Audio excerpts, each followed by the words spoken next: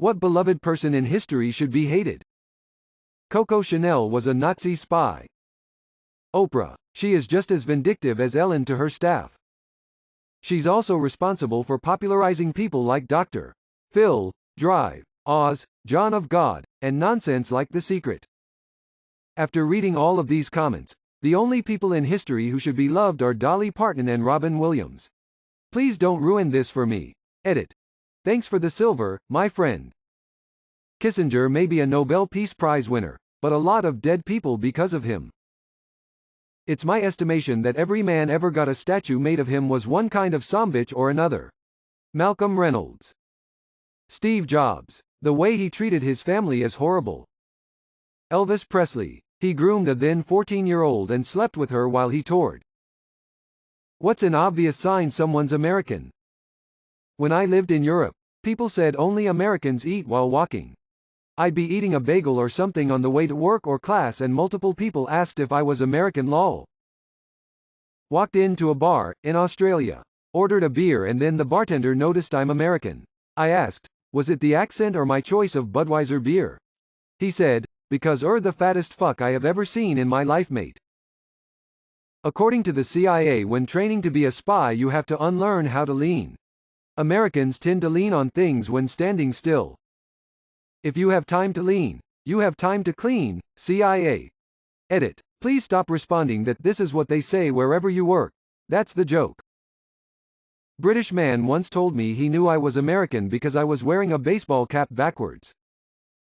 Which widely accepted historical fact is, in reality, entirely false. Corsets were not typically tight-laced. They were only tight-laced by the highly fashionable women, and usually only for particular events or portraits. Corsets were designed to be comfortable. Women wore a cotton layer underneath the corset, so it didn't rub against the skin. The corset was more like a bra. But instead of using the shoulders to support it used the whole torso. Some people claim they are much more comfortable than modern bras. The intense proportions of the past were achieved with corsets and padding. Tight lacing was uncommon, but layers of petticoats or hoops or bum rolls or whatever else at the time was very common to give women the trendy body shape at the time.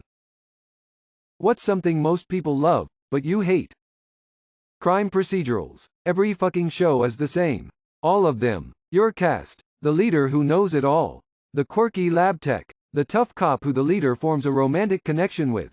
The goes against the rules renegade tech. The newbie. Wine. I am apparently the only suburban mom who doesn't drink wine, and it makes other suburban moms incredibly uncomfortable. I own a winery and don't like wine. Shush, don't tell anyone.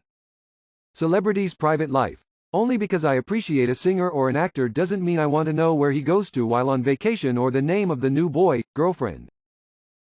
Making and being surrounded by constant noise, apparently. I'd like to hear exactly nothing. My silence doesn't encroach on anyone else's space. They want to hear constant noise, so then I must constantly too. What is something Americans have which Europeans don't have? I worked for a US firm. I'm from the UK. There are many differences, but the one that used to cause so many problems was the term fortnight, not commonly used in that part of the US, so they used bi-weekly for the same thing. Except in the UK that means twice a week. Edit.